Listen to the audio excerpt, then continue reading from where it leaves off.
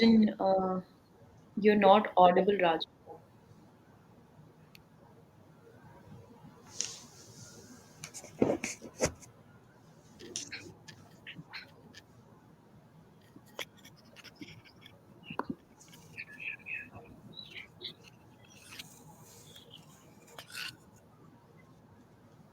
Not yet.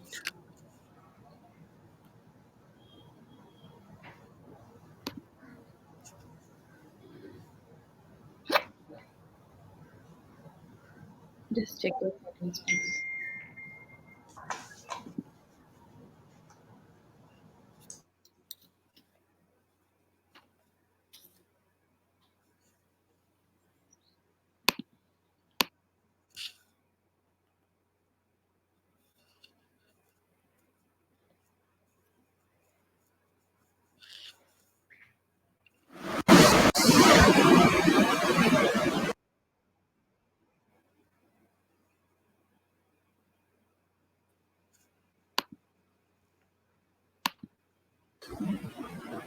A very warm good afternoon to all of you. I'm Sakshi, and I have my host Rajan here. We both welcome you all on behalf of Net Zero Alliance and First View Group for an exciting and informative webinar on uh, net zero energy for manufacturing industries, Tamil Nadu. As we all are aware, and manufacturing industries are significant contributors to greenhouse gas emissions, and it becomes imperative that these industries embrace cleaner energy source and adopt sustainable practices to contribute more sustainable and resilient future.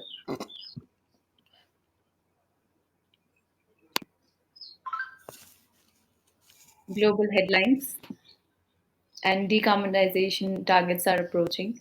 Net zero aspirations are hampered by uncertainty. So, in order to keep all these uncertainties at bay and to take the sustainability drive ahead, we at India Net Zero Alliance, which is an industry think tank platform, aims to drive clean energy adaptation for energy intensive consumers, taking the initiative to bring you solutions and create a research backed engagement action plan. I request my colleague Rajan to take this ahead now.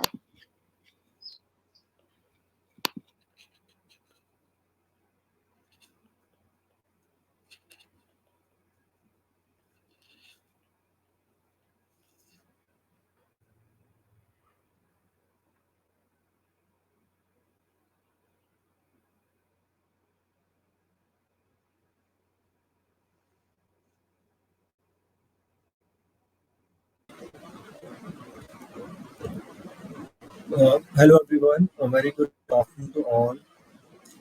As we know, manufacturing industry are a significant contributor to the greenhouse gas emission and can imperative that these industries embrace cleaner energy resources and adopt sustainable practices to contribute more sustainable and resilient future. Global deadlines and decarbonization target are approaching and the net zero aspiration are hampered by the uncertainty. So, in order to keep all these uncertainties at the bay to take the sustainability drive ahead, we at India Net Zero Alliance, which is an industry think tank platform, aims to drive clean energy adoption intensive consumer, taking the initiative to bring you solutions.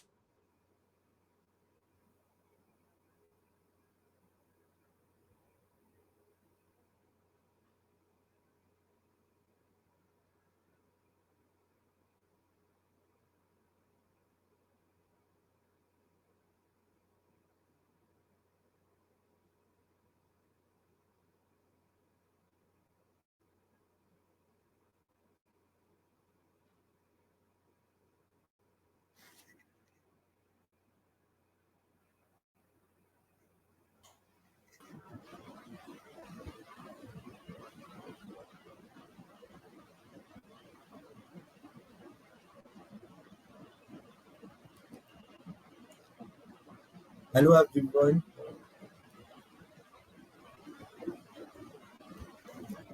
Yes, Rajan, you're audible. Please continue. Hello everyone, a very good afternoon to all of you. I'm Rajin Hussain, welcoming you on the behalf of Net Zero Alliance and First Few Group for the exciting and informative webinar on energy manufacturing industry Tamil Nadu. As we know, manufacturing industry are significant contributor to greenhouse gas emission, and it became imperative that these industry embrace cleaner energy source and adopt sustainable practices to contribute more sustainable and resilient future. Global deadlines and decarbonization targets are approaching, and net zero aspirants are hampered by the uncertainty. So, in order to keep all these uncertainties at the bay, to take the sustainability drive ahead, we at Net Zero Alliance, which is an industry think tank platform, aim to drive clean energy adaptation for energy intensive consumers, taking the initiative to bring you the solution and create a research backed engagement to action plan. The planned activities initiative of India Net Zero Alliance in 2020 includes physical leadership meet in multiple states, virtual industry focused roundtables, and virtual application focused roundtables. Now I will request my team to kindly run the presentation to take you through our various past and upcoming projects.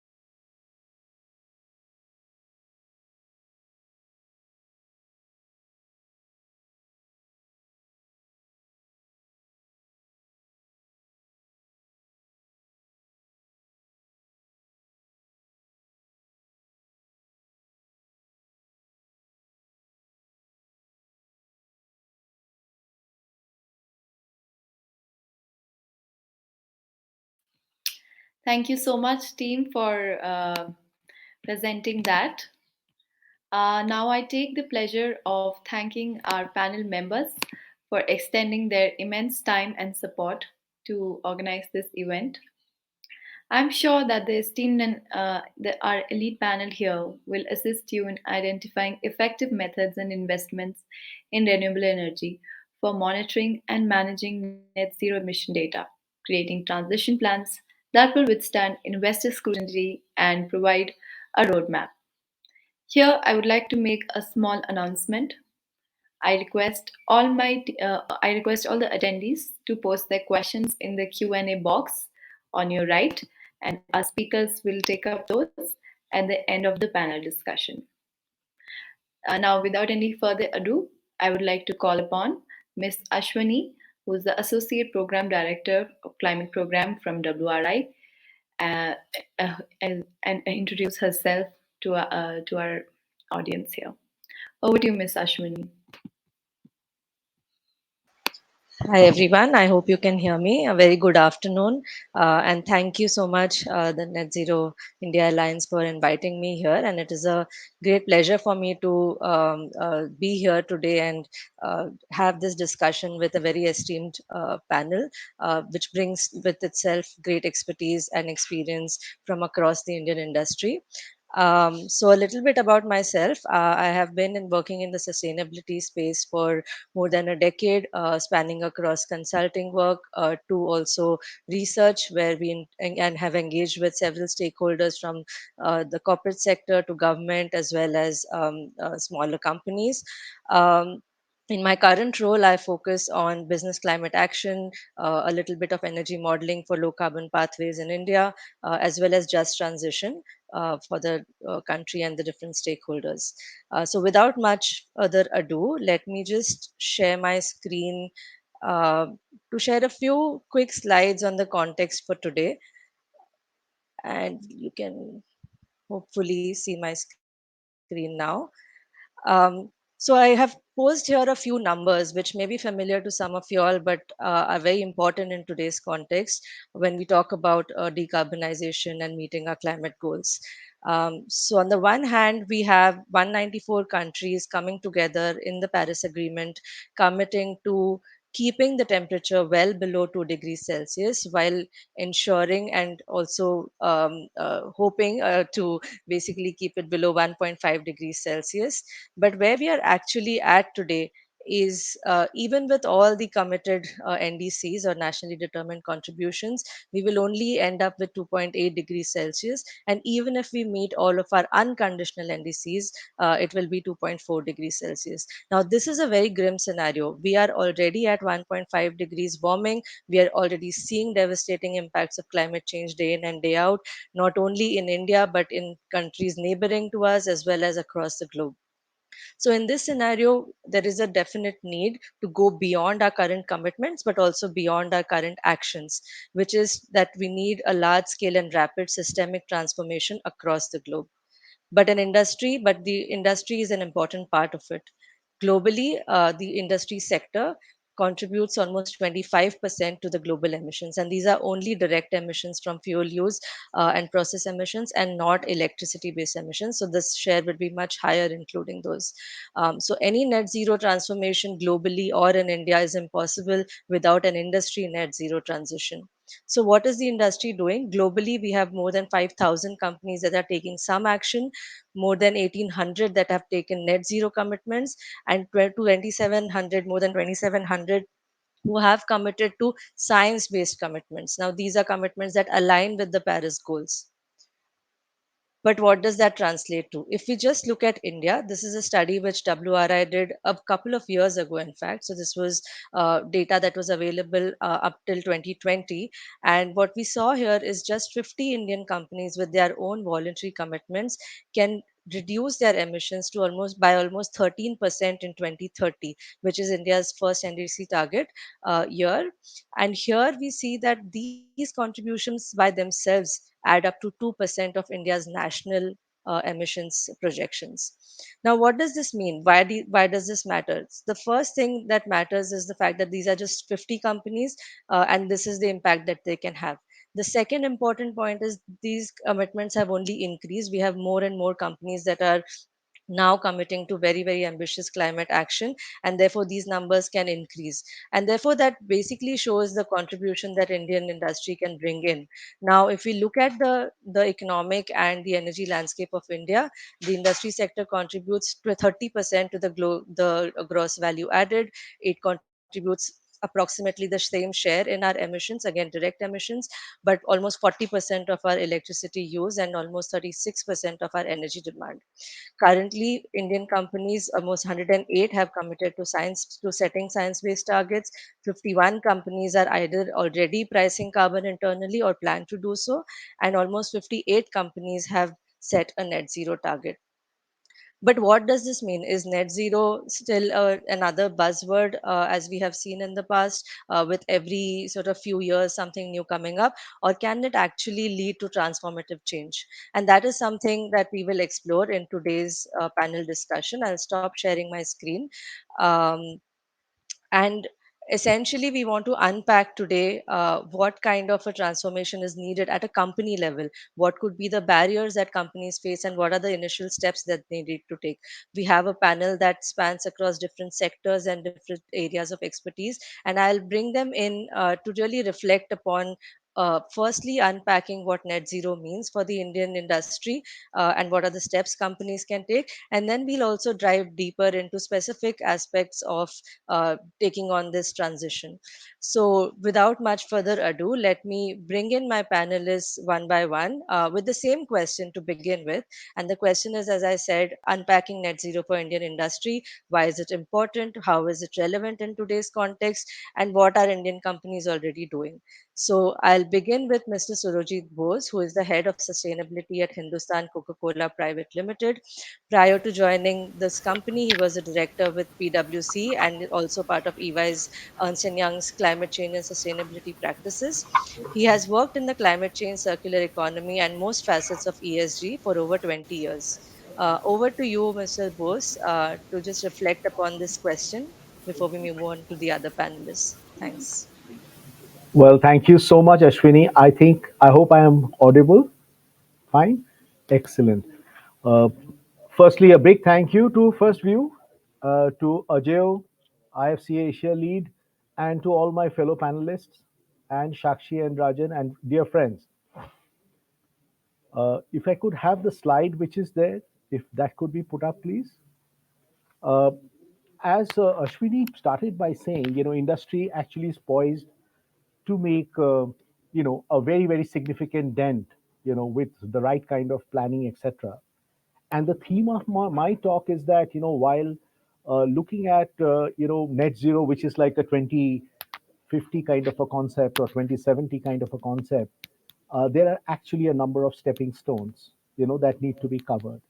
And that is what is going to be the fundamental crux of the talk that I'm going to give, where looking at net zero, as a long-term target is probably not the right way to look at it.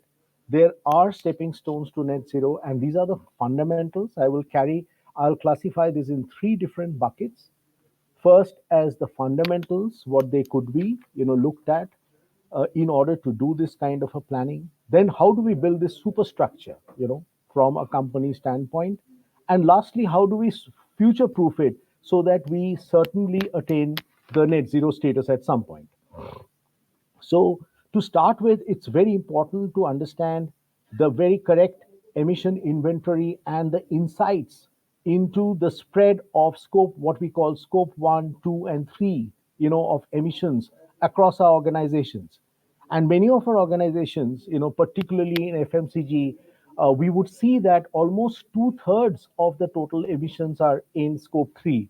So the kind of impetus which can be there in the short term, medium term, and long term need to be well poised with this kind of an understanding. The second is, a very accurate forecast of the long range growth plans, how the organization is going to grow in the future. It becomes very important to understand. And if those growth forecasts are accurate, then it would also be possible to accurately have the emission projections also done. This would be vital in order to decouple the emissions from the growth of business. Okay, as businesses grow, emissions are also expected to grow. The second concept, which is fundamental, is the cost of decarbonization. And here I want to bring in two costs. One is the internal cost of carbon. What is the cost that the company looks at in abating 1 ton of carbon dioxide? And at the same time, it is very important to understand the cost of capital to the organization, because the capital can be employed in the growth trajectory or in the reduction and decarbonization. So there has to be a trade-off on the cost of capital, how capital is going to be spent in the future in a way to decouple emissions growth from business growth. Lastly, in the fundamental is to understand that there is a hierarchy and maturity in terms of the way we look at energy efficiency. For example, it is absolutely wrong to look at renewable energy straight away. First, one should exploit, any industry should exploit all measures to conserve, second to bring in efficiency, and then to look at renewable energy. Otherwise what will happen is the tendency will be to somehow become renewable energy 100%, but then you lose out on the efficiency parts because of lack of focus. Then none of the business units in any business are the same, and there are different kinds of maturity which is there amongst them. Some of the units in a particular industry, and when I mean industry is a conglomerate of different plants, they could be at a very high level of maturity, while others culturally may not be there, and they may need to be classified as who's progressive, who is going the middle path, and who is on a reactive basis in order to give them the push. The other part of the envelope actually is on the process side, and here, very, very, very succinctly, it needs to be defined that what are the best practices of each unit process. In the slide that I had some examples, but just to give you, for example, if you had, say, biomass boilers, or say, natural gas boilers, and then oftentimes we find in industry that there is a surplus, and if a turbine could be used to generate additional renewable electricity while it is giving steam, that kind of interventions could be looked at in terms of design. I now come to the central pillar, of the three pillars, which is the superstructure on which the net zero would be built. While net zero can be a distant dream, we need to look at what could be a model net zero plant. Okay, could be designed for sustainability. Can we embed some of these sustainability and low carbon technologies in the new greenfield projects that are coming up? Okay, and this requires a very, very solid energy management system, and the role of IT is becoming very important in order to have a comprehensive view. Just like you have building management systems and IT infrastructure, it is becoming important to understand the efficiency of compressors, boilers, and other energy consuming equipment on a real time basis, so that if there are efficiencies, they can be corrected in real time rather than in annual audit. Then to look at the different options that we have today in terms of fuel and equipment choices, and to have a net zero target setting. And how target setting is important, I just come in a second. And there needs to be standard operating process for the assurance of these emission reductions that an organization would like to claim, and to very transparently tell the stakeholders how this transition is happening.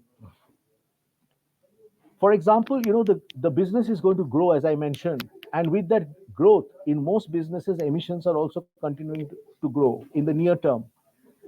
What needs to be done is to have targets that how much of emissions growth would you allow in the near term. If you do not have a cap on that, what is likely to happen is that with emissions grow, with business growth, emissions would just run away, in terms of growing very vastly, and there would be no control. So before decarbonization actually occurs, there will be a phase, in this superstructure phase, where there'll be an interim controlling of the growth of emissions with the growth of business, and that is where targets become very important. Okay, in the last phase, where we would like to future proof the business, there are two distinct opportunities that an organization would need to look at. One is, of course, looking at different OPEX, CAPEX models against some of the risks that are posed by some of the models, like, say, group captive. I'm sure some of the speakers, my panelists, will bring this up. But you see, for different kinds of organizations, investing in the equity of another company becomes a bit of a problem. So there needs to be a mix and match in order to understand how OPEX and CAPEX would have in play on the overall risk and opportunity profile. Having said this, there would be a number of advantages that are coming up with respect to, let us say, the hybrid battery models in the future, green open access, VPPAs and CFDs are becoming very, very interesting in many countries actually across the world, and I'm sure it will happen in India, with respect to trying to manage some of the emissions which are unmanageable in the scope 3, which is outside the boundary of the factory. Lastly, the transformation that is required, and here, there will be very, very intense kind of interventions. Ashwini mentioned, 50 companies could reduce 2% by 2% of India's NDC by 2030, which is very, very encouraging. And to me, one of the transitions that is likely to happen is going to be in the circular economy, and how the carbon markets could help, bridge the viability funding gaps in some of the very expensive, material collection models. The idea of circular economy being to keep materials in circulation within the economy. It has tremendous scope for creation of jobs and the attainment of SDG goals. Now, in order to make some of these difficult circular loops to happen, and to invest in expensive conversion technologies, it would be important to look at different carbon revenue streams for doing so. Lastly, before I end, there was a time, and some of us would know, the clean development mechanism under the Kyoto Protocol, which allowed Indian industry to transform, really, the way it looked at energy and energy efficiency and renewable energy. It made a absolute, huge kind of a revolution, if you want, in the Indian economy with respect to the way we have looked at energy. The Bureau of Energy Efficiency, etc., got galvanized, thanks to the huge spate of CDM projects which happened. But today we see a very interesting kind of a trend, with the European Union trying to bring in the World Trade Organization, the carbon border adjustment mechanism, which can impose close to 20% tax if your carbon emissions are higher in the home country. Now, what needs to be looked at is these risks would be tangible for different classes of industries. There are, if I'm not mistaken, 6 to 7 industries which will be immediately impacted. India is taking this up at a global level to also recognize the India's carbon markets with the European Union's carbon markets, so that there is no confusion, and it actually, this impact becomes an opportunity for industry. But having said that, all industries would need to brace for global, kind of movements around carbon taxes and different kinds of mechanisms which might come, and we would need to have our decarbonization strategies, built industry by industry accordingly. So, to sum up, each stepping stone is important to calibrate progress towards net zero. We cannot wait till 2040 to decide how we will become, net zero in 2050. And there is definitely no one size that fits all. Each industry will have to develop their own. Over to you, Ashwini. Thank you so much for my initial comments. Thank you, Surojit. On that note, I'll move on to Mr. Ajayo Bandopadhyay, who's presently the South Asia lead of Climate Advisory at International Finance Corporation, which is IFC, which is part of the World Bank Group. In this role, he is responsible for growing IFC's climate-focused and sustainable investment opportunities in manufacturing, agribusiness, and services sector.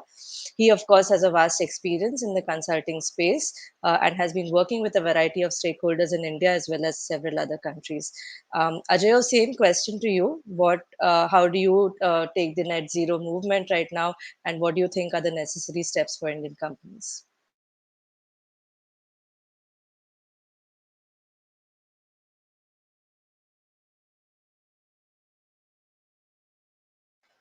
You are not audible, Ajayo. I don't know if you.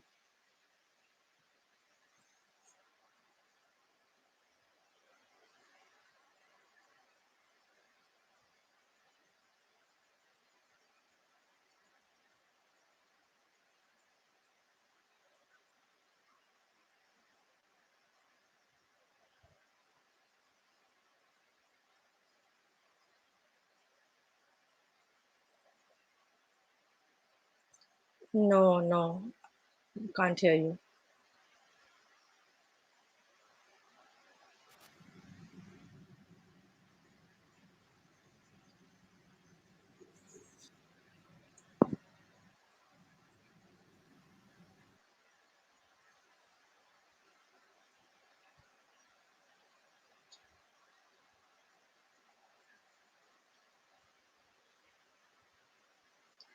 We'll just give it a few moments.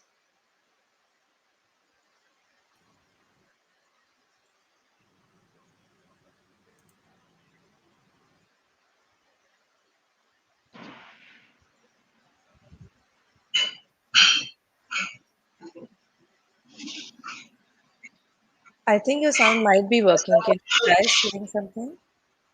Is it working now? Yes, yes, I can hear you. Please go Okay, ahead. okay. So thanks, Ashwini, and thanks First Source for inviting me in this very interesting discussion, and great to see a lot of compatriots in this field. Surajit and I, we know each other and go a long way.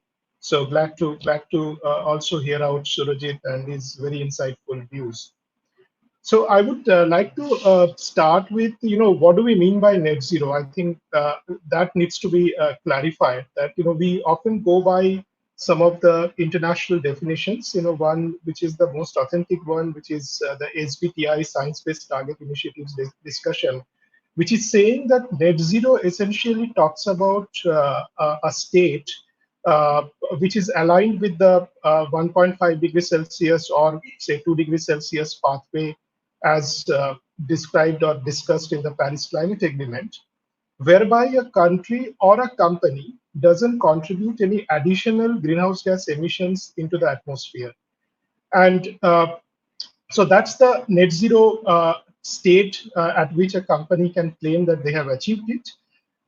Beyond that state or beyond that science-based target, if a company wants to invest in the additional emission reduction, then they can use a mechanism which is also known as offset, which is also known to many of you that it's another mechanism. So essentially, when we talk about net zero, it talks about a pathway, a transition pathway, which I can describe. And if you look at a lot of companies which are typically known as or currently at the brown state, so from brown to green, there are the different transition which involves. So brown to less green to ultimately green. We can talk about that.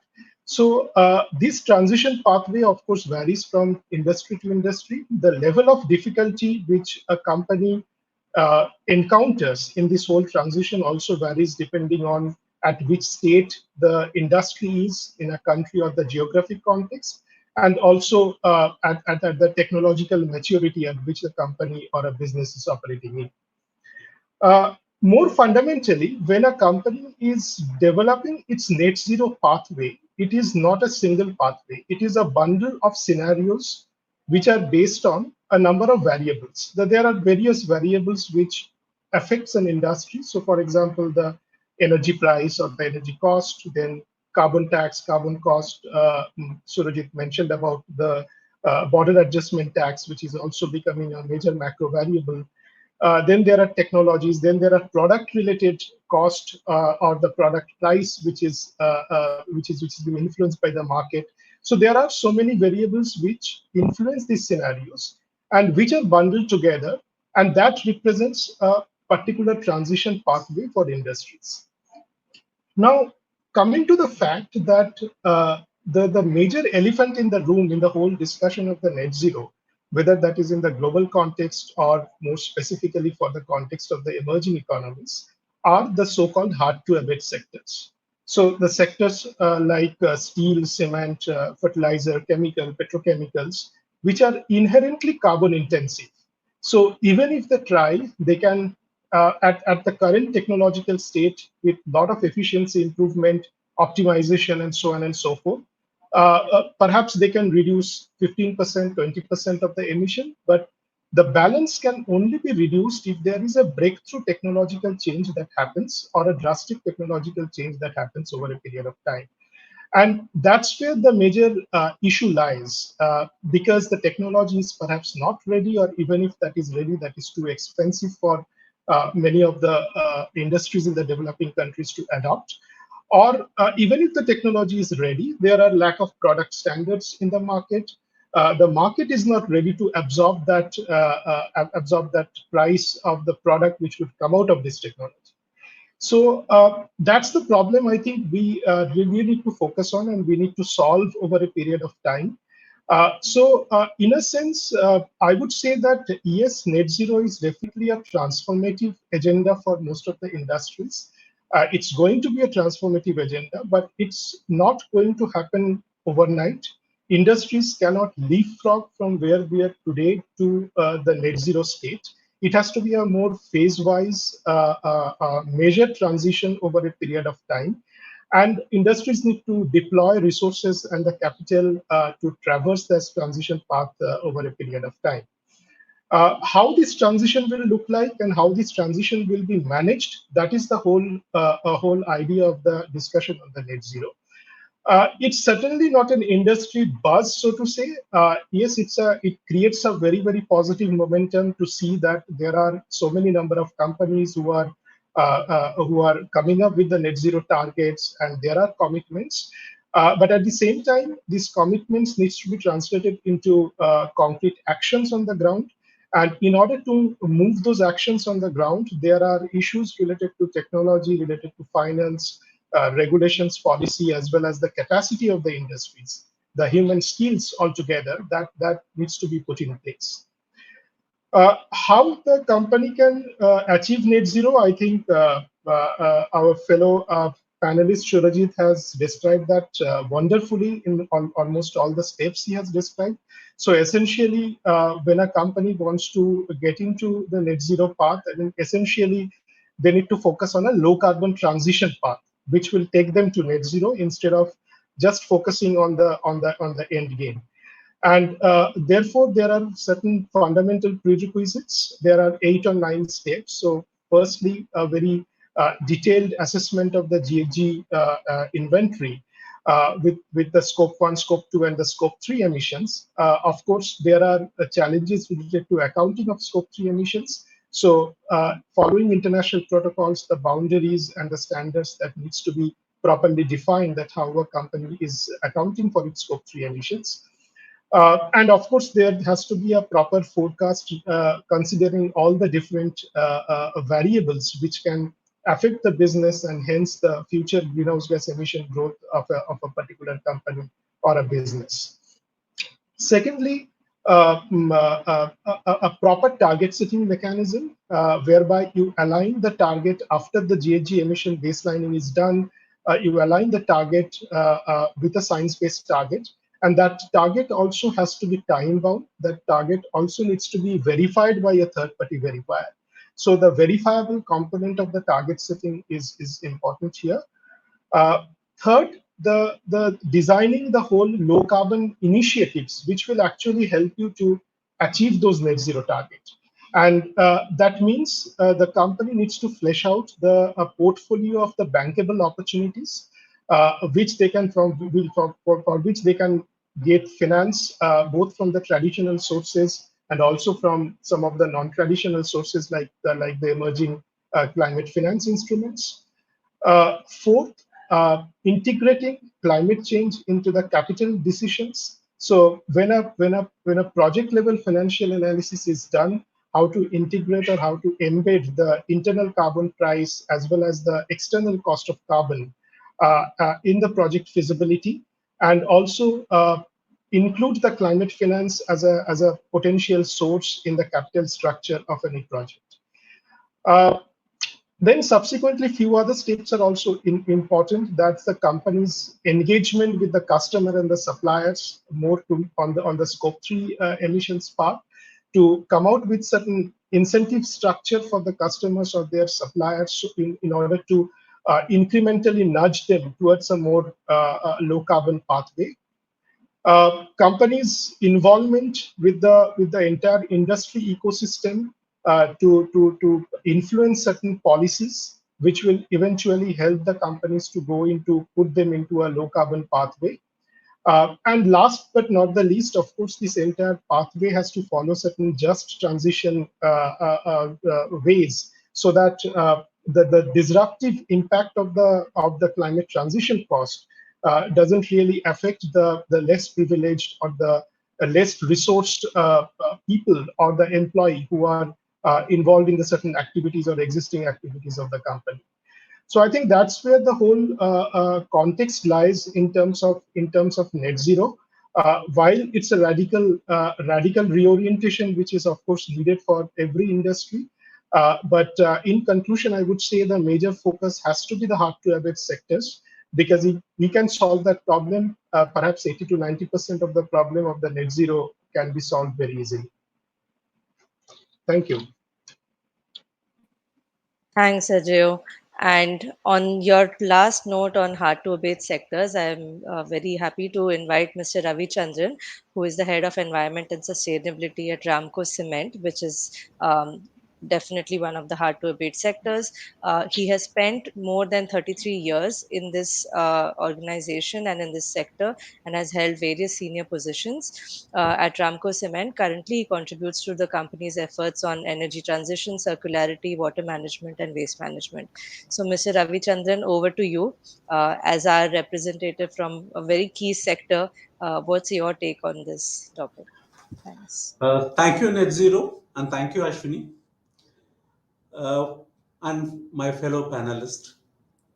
Net Zero is not a buzzword anymore. So, climate change is real, and we are facing all the impact. It is more of a human greed than the need, which is the root cause for all these problems. I may sound a little philosophical in my perspective, but current situation presents us with a very limited options. It is crucial for the industry to follow the net zero path.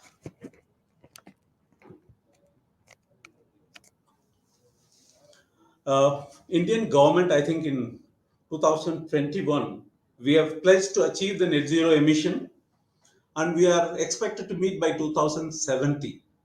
So the near term and long term solutions for this goal to be achieved, if you look at the grid of Indian government, it is almost 76% from non-renewable and 24% from renewable. That's the situation it was in 2020. I think government is taking a lot of steps in accelerating green energy, mainly focusing on solar energy. To achieve an ambitious target, I think 500 gigawatt of solar energy is being planned by the government, and it will be achieved in 2030. If that is the kind of acceleration government is trying to propose, it is the responsibility of the industries to align to net zero with both focus on short term and long term. Between 2020 and 30, with current developments, we can only focus to a limited extent. I think it is well explained by all other panelists. But between 2030 and 50, the kind of India is in for a growth. The power sector will grow at least by 8 times, maybe the iron and steel by 8 times, and cement it is projected to grow by 3 times. Imagine the kind of carbon emissions that we will be contributing. So it is very important that we have to get in some breakthrough technologies in clean energy. Only then we can align to the net zero goals. Some of the key components while considering the transit planning, it's many companies started releasing their sustainability report from 2010, and 2021, 21 and 22, I think government started, SEBI started mandating release of BRSR report. So companies started reporting on scope 1 and scope 2. Scope 3 is tricky, but we are all trying to capture with the boundaries. So we have to go a long way in reporting on scope 3. But with these reports needs a kind of a validation. Once if it is done, there will be a hard data will be available on a sectoral basis, which will help the industries to plan their net zero growth. And more so, the government, based on these iterated hard data, they can incorporate in their environmental clearances so that all the growths, whenever there is an environmental clearance to be given to the companies, to the hard to abate sector, they can mandate with a energy transition plan. The insights derived from the data points definitely will set the industries to set their target. Now, many industries are again moving towards science-based target, which will be more scientific way of going forward.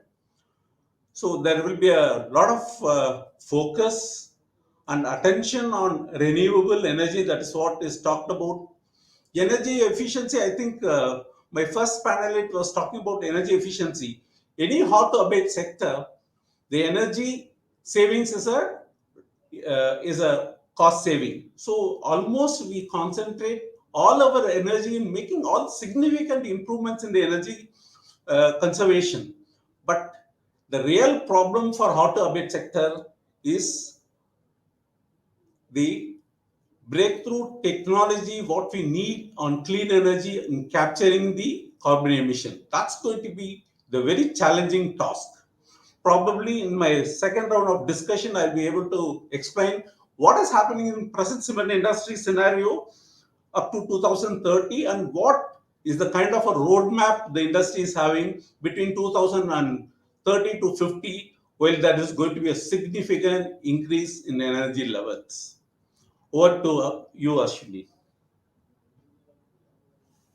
Thank you so much, Mr. Ravichandran. I will now move on to Mr. Madhusudan, who is a general manager of ESG at Ashok Leyland, again another key sector, and he is a sustainability professional with over 27 years of experience in the automotive industry. His previous experience has been in learning and development, manufacturing, process engineering, research and development, program management, and several other such disciplines. So over to you, Mr. Madhusudan, to share your insights. Thank you, Ashwini. Hope I'm audible. Okay. So thanks for the Net Zero Alliance, and thanks to the organizers and my fellow panelists. Very succinctly put up by my predecessors in terms of the net zero. I think having an understanding about net zero is very, very important. And let me give my thoughts with respect to the automotive sector. So currently, I think the OEMs are working more towards how do we curtail the scope 1 and scope 2. But if you have to look at the automotive sector in terms of the entire value chain, we look at the well to tank and tank to wheel. So well to wheel kind of emissions.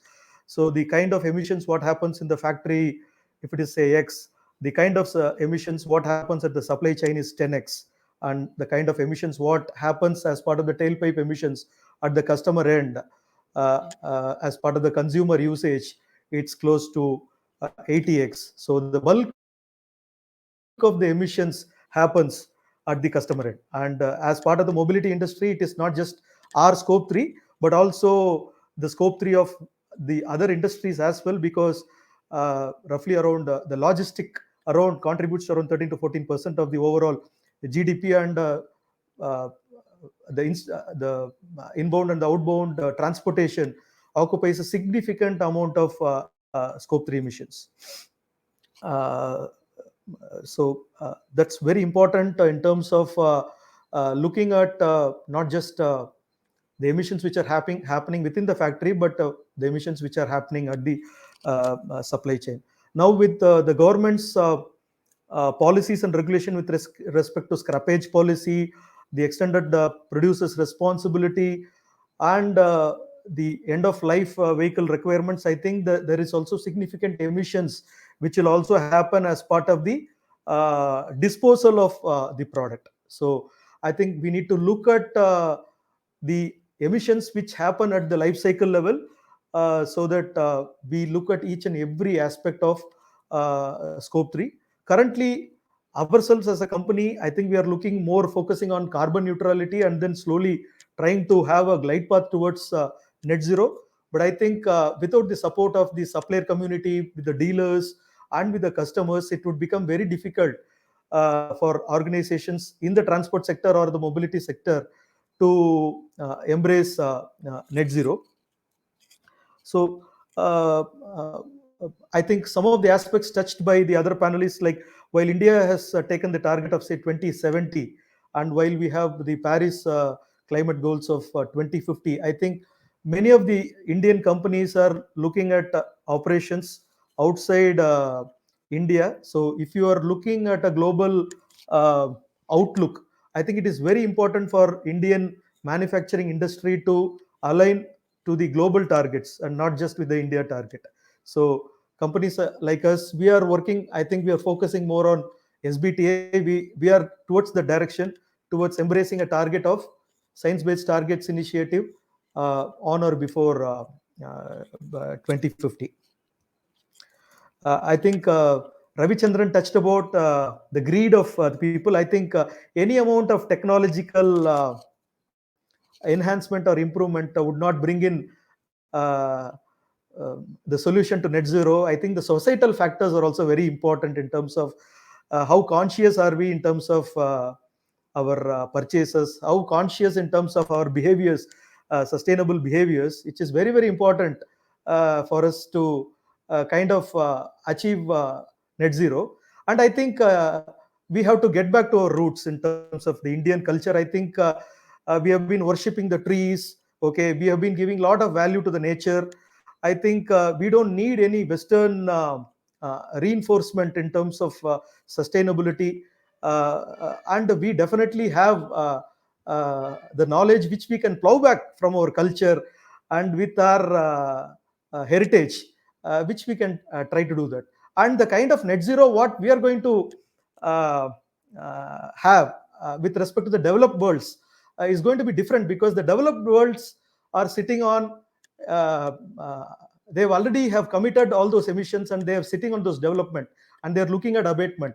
But I think India is looking at how are we going to achieve the economic improvement at the same time achieve the emission reduction. I think this is going to be very complex for India as a country, because we have still not reached the peak. And when it comes to emission reduction, I think we should not bring in this trade-off between emission and economy. I don't think it should be the right argument. And I think there are many areas where we can build in solutions, technology solutions, and we can bring in disruptions where it will help both the emissions as well as the economy. For example, there are a lot of efforts which we have done in the organization with respect to renewable energy, which we have also resulted in cost reduction. At the same time, it has also resulted in emission reduction. I think if you're going to have the language in terms of decarbonization, is it going to cost how much? I think that's not the right mindset. I think we need to use decarbonization as a methodology to save how much of money. I think that should be the approach we all should be taking.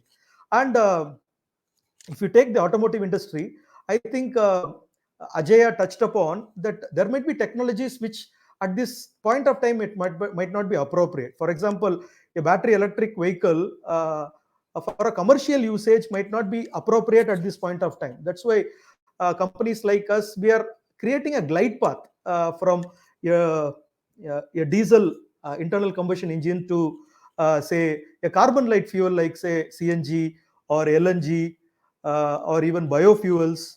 Okay, we are also working on hydrogen based internal combustion engines, which will give a clear glide path in terms of how do we reduce the emission and then slowly switch over to a carbon light economy, and then thereby we can target net zero.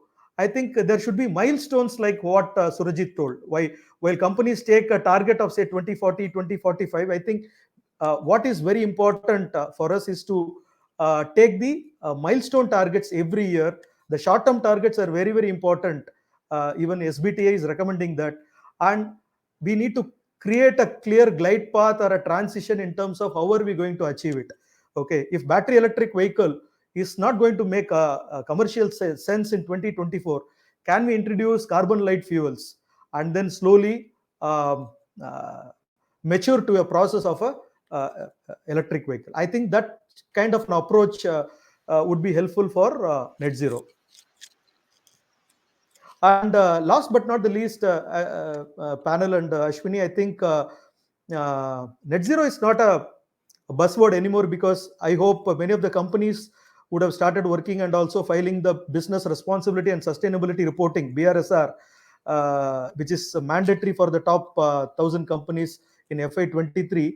And going forward, I think the supply chain emissions are also going to be mandated part of the scope 3. starting from FY25. I think companies need to prime up, get ready towards calculating scientifically with respect to the scope 3 emissions, so that we get the inventory of the emissions, so that we can work towards a glide path for reduction and then thereby elimination. Over to you, Ashwini. Thank you. Thank you so much. And I'm glad you brought up some of the very key points that I was looking forward to hearing about, which is the several milestones, the thinking that you have put into it. Um, our last but not the least speaker is Mr. Ashok Muthuswamy. So when we are talking all about these very, very high level targets and plans, what does it actually translate to on, on the manufacturing shop floor? So Mr. Muthuswamy has around 3 decades of experience in manufacturing and operations, Lean Six Sigma, supply chain management, quality and project management. He has turned around businesses and implemented strategic improvements by positively impacting the bottom lines of organizations. He's currently the Vice President of PQM and BE at TAF, which is a farm equipment manufacturer, and he's responsible for driving the enterprise-wide business excellence and TQM programs and initiatives across the various functions. So very briefly, Mr. Ashok, I'm sorry, but we are running quite over time. Sure. So very briefly, if you can reflect on the first question, and also already pose the second question to you, which is we'll be going a second round with all speakers, but since we are in the same train of thought, so one is your reflections on the net zero targets and how they actually trickle down to operations within different business units within companies, but also how this is also an opportunity and it is an imperative that it has to go beyond just the sustainability teams and involve and include several different stakeholders within businesses, including supply chains, and what have been the barriers in your experience and how can companies overcome them? Sure. Yeah. Good question.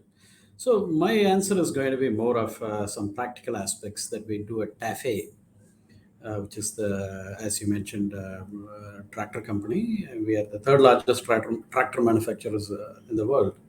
So let me tell you, the key is understanding the various levers of sustainability. At TAFE, we have these levers of energy, emission, water, effluent, material, and waste. So these are the levers. And if I could quickly go through each one of those levers, for example, energy.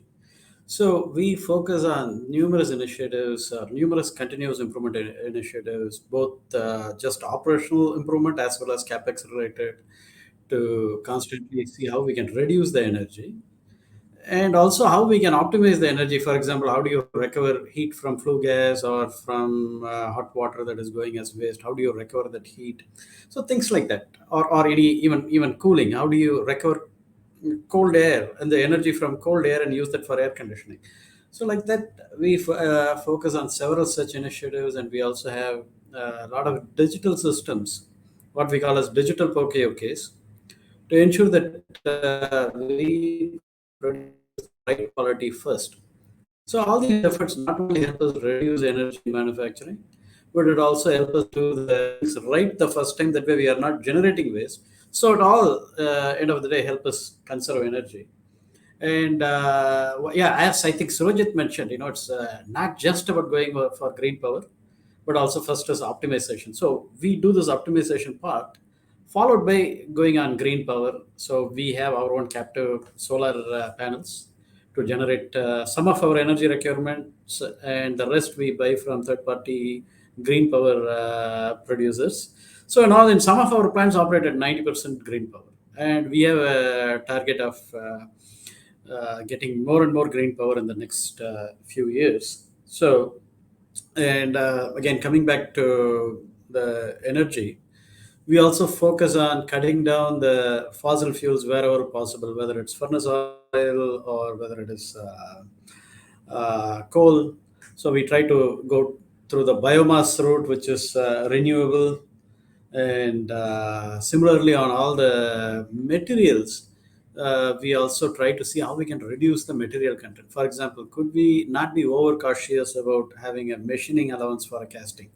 Could we be could we be slightly more aggressive on giving the allowances? like that. So the key is, how do you reduce the material weight where it is not needed? And similarly, packaging. How do you eliminate single-use packaging by using reusable crates, pallets, and so on and so forth? And certainly, scope 3 is a big deal, as we all discussed. So how do you optimize the goods that are coming into your plants? How do you increase the density of your inbound materials, right? I mean, how do you optimize the loading in a truck so that you reduce the number of truck that plays between the suppliers factories to your plants? And similarly, how do you optimize your outbound shipment? So could you do more of train shipment, which is a lot more environmentally friendly? So these are all some of the stuff that we do on the process side. But as again, one of the panelists mentioned, what we do at our side gets amplified 10 times as the products are getting used, and especially tractors being a diesel powered equipment at this point of time. A significant amount of energy and emission. I mean, energy is used and emissions are generated over a period of the product use, whether it's 10 years, 15 years. So there also, our focus is constantly to see how we can increase the fuel efficiency, how we can cut down the amount of fuel, how we can reduce the energy. I'm sorry, how we can reduce the emissions so that we meet or exceed the regulatory requirements. So all of these things are something that we focus very actively in TAFE. And last but not the least is water. Water being such a precious resource, we focus on conserving water and also reusing water. All our plants are zero discharge facilities. We also harvest rainwater, use them for process. We also use that to recharge into the ground to improve the water table. So in my view, net zero or even net positivity, it's a target that we all can strive towards reaching it, and the key is acting upon it, one thing at a time, one step a day. So that's the pursuit of it. Thank you. Thanks, Mr. Ashok. I'd like to actually go back to Mr. Ravichandran to just follow up on the thoughts that he had, especially coming from the cement sector. So one of the barriers in some of these sectors is that all of these interventions in terms of procurement of greener power and energy efficiency can only take us up to a certain point. Essentially, it is the technology and the process itself that emits great amounts of greenhouse gases. So, what are the key technological barriers and frontiers that we are facing today when we talk about a long term net zero pathway? And what are the key sort of moments to look forward to when it comes to how the cement sector may evolve in the coming few decades in order to actually reach a net zero target? Yeah. Thank you, Ashwini. See, when we released our first sustainability report in 2020-21, we set a roadmap on the current developments that were available to us. For a cement industry, the clinker is a base material which is intermediary. The entire process emission is very, very high, and the requirement of energy is also very high. So what we thought, how can we decrease the clinker content in the cement? That was the first thought process. So we started, there was a general practice of having a blended cement using fly ash as an additive in the cement making, which reduces the clinker content from 95% to 70%. I think there is a significant developments are happening in that area. Then we have started introducing a slag cement, then the composite cement. So a lot of product mix changes resulting in reduction of clinker content in cement, which is significantly contributing to the reduction in emission. Then the second thing is waste heat recovery system. That has been real game changer for the cement industry. So we have, though it involves a lot of capex, we started installing waste heat recovery system in all our plants. The almost about 10 to 15% of our energy requirement is we are getting it through waste heat recovery system. That's another game changer. Then, of course, government has a municipal solid waste. We have a kiln operating at 1500 degrees centigrade. So during the biomining process, they create something called RDF, refused derived fuel, which has a residual calorific value. So the cement industry, we as an industry started using this residual derived fuel in our kilns. We were able to recover the calorific value. At the same time, we were able to replace our fossil fuel requirement. There are a lot of significant research that we are carrying it out, because present level we are able to utilize about 10 to 12%. If we have to really scale up to 20% on our alternate fuel, then the chlorine and process related issues are major handicap. So we are working on a lot of R&D efforts, how to do a chlorine bypass and improve the increase in alternate fuel. We talk about circular economy. Today it's a buzzword all around. But cement industry was right from the beginning. We were into it. We were using a fly ash, we were using a slag, which are all waste product of a different industry. The chemical gypsum, it's a waste product in a chemical industry. We started replacing mineral gypsum with a chemical gypsum. So we are contributing a lot to the circular economy, which is really helping us to reduce overall emission factor. If you look at Ramco, way back in 1996, we started installing wind energy. Between 1996 and 2002, almost we installed 166 megawatt of wind power. And we were one of the largest windmill generators in South India. But what is happening is, we have to back all this windmill power to the grid. Of course, there is a reduction of greenhouse gas for the grid, but we are not able to utilize for a process industry, because there is always a problem on the grid. And if there is a power cut which exists, then for a process industry like us, we will have a problem on peak hours and various other conditions. So having invested in windmill, we have also invested on a captive power plant. These are some of the challenges we face while implementing this. Of course, technological upgradation, almost our 65% of the variable cost depends on the power and fuel. So it is the captive power and the fuel. So it is very, very essential that we have to constantly upgrade our technology. Only then we will be able to make the cost saving. Ultimately, it results in reduction in emission. These are the present things which is happening. But going forward from 2030, we believe the industry will grow at 3x, but we are going to have a real challenges. In fact, we were working with the Global Cement Concrete Association, and along with TERI, we have come out with a roadmap, how the industry emission roadmap will look like between 2030 and 2050. The real challenge is, if we can achieve a breakthrough technology in carbon capture and utilization and nature-based solution, almost the entire roadmap, 35% has to come through from these areas. And as of now, we don't have any breakthrough. A lot of pilots are being carried out. We are just trying to watch what's happening in this area, but still, it's a difficult path for us. Then, if you look at the design changes in the building, now green certifications are in the process. So all this lean mix, everything will put together, it will bring in about 10 to 15% reduction in our emission targets. The one more area is concrete mixed technology, then precast structures. All these improvements can bring in another 10%.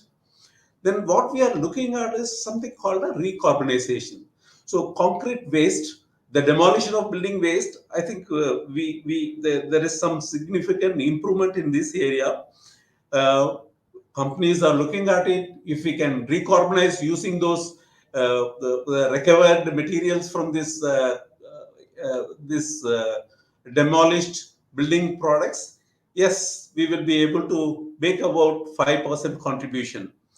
Then anyway, there is a lot of work that is happening on improving the grid through renewable energy. So our electrical energy efficiency also will increase, and thermal efficiency. Yes, that's another area. I said already. I have told you, uh, alternate fuel. If we can improve to 30%, that will be again a game changer. And we are also looking at improvements in green hydrogen.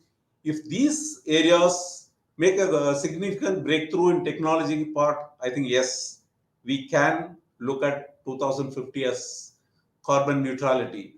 But still, the world picture, a lot of gray areas. We have to wait and watch. Thank you so much, Mr. Ravi. And for now, I have just one more question for Mr. Ajayo. And I think that's an important aspect that everyone will be really keen to hear about. And that is, all of this requires investment, and all of this requires mobilization of financial resources from India, from, or public sector, private sector. So, how can companies really leverage climate finance, and especially carbon markets, as we are seeing evolving both internationally as well as in India, for actually creating real and deep decarbonization through their efforts? Thanks. Can't hear you, Ajay.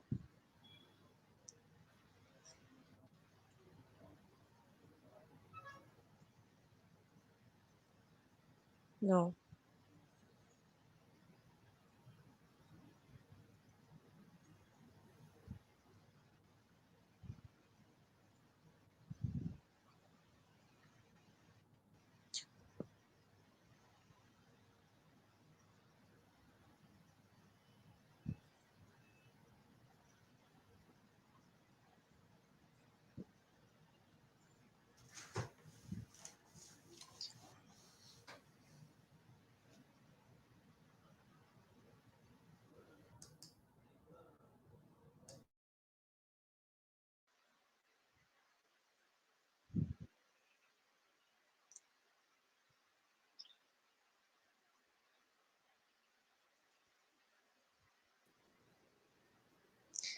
Okay, so maybe Ajay, while you try to unmute yourself, I'll just take a couple of questions from the audience that have already come in. I guess the first question is for Surojit. What's your suggestion on industry in Tamil Nadu? If you have any suggestions on or responses to that, I think that would be great. Okay, first of all, thank you so much for the question. So, when you say suggestion, from a corporate standpoint, as I covered in my presentation, looking at the topic at hand, we have to go towards net zero, which is obviously a fairly vast target covering all aspects of our business, the entire value chain. Specifically for Tamil Nadu, what is important for any state for that matter is that where do the strengths lie? For example, Tamil Nadu has got excellent possibility of renewable energy. We already have some reports on, offshore wind, for example. So the feasibility of all that is being worked out, and offshore wind is going to be one of them. And with the kind of other renewable energy possibilities, industry in Tamil Nadu can take advantage of these. Having said that, the innovations which are happening globally, need to be brought to India. Just yesterday's news that a Japanese company, is using hydrogen in a fuel cell, to run a building. Another Japanese company again yesterday is transporting renewable energy, from its shores in Japan using batteries, I think some 40, 50 odd batteries all across the globe to places where renewable energy cannot be found. So these new kind of business models which are coming up, I think should be harnessed by industry in Tamil Nadu to make best use of of the decarbonization opportunities towards net zero. Over to you, Thank Ashwini. you. Thank you. Yeah, thank you. Thank you. Thank you. Ajay, are you able to speak now? Just checking if your sound is all right.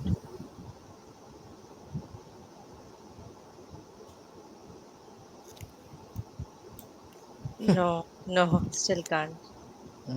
Sorry. All right. Maybe I'll move on to another question in the meantime. Um, so this is a question from Mr. Madhusudan.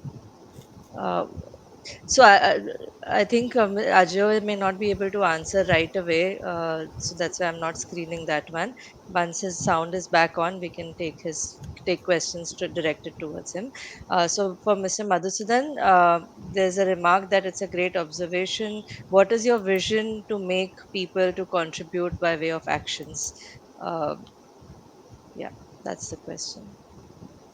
And also, if you Uh, can share insights on top three activities that you have undertaken to reduce carbon footprint of your company and the kind of impact these activities have had on the overall emission reductions.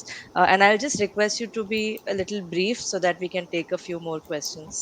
Thanks. Sure. So we have a lot of our factories in Tamil Nadu because of a very favorable policy. We have gone renewable. We have done rooftop solar, wind-based solar, as well as the group captive solar. All three forms of solar as well as wind forms we have, which is helping us to reach a renewable footprint of say 57% in FY23, and then we are looking at increasing our renewable footprint. We are Ashok Leyland is one of the very few companies to achieve net water positive. So we have been assured by DNV as one of the net water positive. So we conserve more water than what we consume. And all the ponds what we have created, they are not concretized ponds, so they actually feed the aquifers in the supporting area. And Ashok Leyland, as part of the afforestation, we have also planted more than 7 lakh trees. This we follow the Miyawaki afforestation method. Miyawaki is a Japanese scientist. It's a very thick forestation methodology, and through this we are also able to sequester CO2 to the tune of say 50% of our scope 1 emissions, which is very hard to abate. So apart from that, on the social aspect, we are working on road to school. We are looking at morning breakfast scheme. So there are multiple initiatives which we are looking at uh, as a company. As an individual, I think I touched upon in the earlier response itself. I think technology alone cannot be a solution. The societal factor is very important. So people say, for example, if there is an electric bus which is there, I think even if it is going to be at a delta x incremental cost, I think people have to adapt to that. And then if there is a metro service, you need to go. People have to use public transportation. People have to use low carbon transportation models rather than taking more of air time. I think these are some of the behaviors people can follow. And I think we can be also responsible in our consumption in terms of food. Okay, I think a lot of work is happening in terms of food industry. So So, the do you sustainability, yeah, do you think yeah, go ahead. lifestyle changes, if it is done through CSR in companies, that can be incentivized? Definitely. I think putting a hard number for that would be very difficult for us. But I think definitely ESG targets are being linked to the annual performance pay. There are companies which we have done that. But in Okay. terms of personally adapting sustainability, that has to come from within. Okay. Yeah. Correct. Thank you. Thank you. In fact, there is an app called as Pawprint. You can individually measure your carbon footprint, how much carbon footprint you contribute from your side. Say Yeah. India contributes, an average Indian contributes to around 2 tons of carbon dioxide per annum. You can calculate for yourself and see whether you are more than the average or less than the average. Thank Thank you, you. Ashwini. Thank you. Thank you. Audio issues. But in the meantime, maybe for our there's one question on cement manufacturing, which is, will the cement manufacturing companies utilize the CO2 release in their processes for urea manufacturing? And this is a question which is, I believe, for Mr. Ravi Chandran. So, would you like to answer that? Can you come again? Yeah, the question is if the CO2 released during the manufacturing process can be used to produce urea. The same premises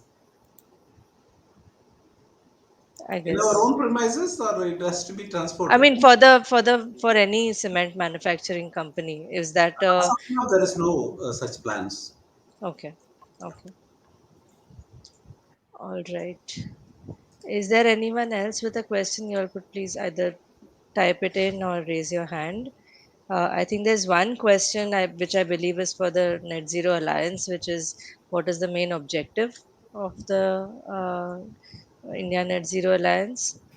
Uh, Perhaps one of you would like to take that, Sakshi or Rajan. Yeah, sure. Like we discussed initially, that global deadlines and decarbonization targets are approaching, and net zero aspirations are hampered by uncertainties and growth, and to take the sustainability drive ahead. Sakshi, your voice is fading in and out. Could you try speaking closer to the mic, maybe? Yeah, am I audible now? Yes, this is better. Thanks. I think we'll take this question offline, and since we are really pressed for time, um, Sure. does anybody else want to give their closing remarks? Hi, Ashwini. Yes, Ajay, we can hear you. Okay. Yeah. So do you want me to go ahead? Yes, I think we have I think about five, there was a six question for minutes. Ajay.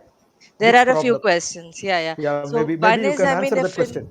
yeah, in brief, Ajay, if you have any thoughts on climate finance and carbon markets, Mhm. very briefly, and then there is one question particularly on verifying the targets, and one which is on the screen right now. So you can take it in the order and preference you have, but you have about 5 minutes max. Okay.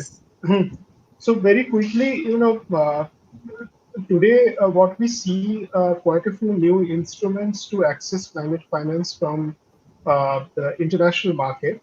Uh, and I would divide this into two parts. So one is that so far we have seen the lot of financing was going specifically into supporting the renewable energy projects in the industry, and to some extent also the energy efficiency projects. Though energy efficiency projects, there were a lot of challenges in financing those, because those were the smaller projects with sometimes high risk perception.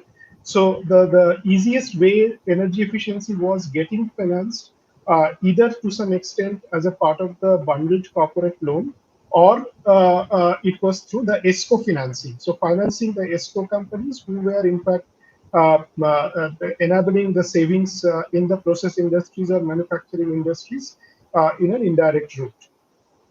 And for the renewable, there were a lot of financing going via the green bond route. Now, essentially, green bond is tied with the green projects.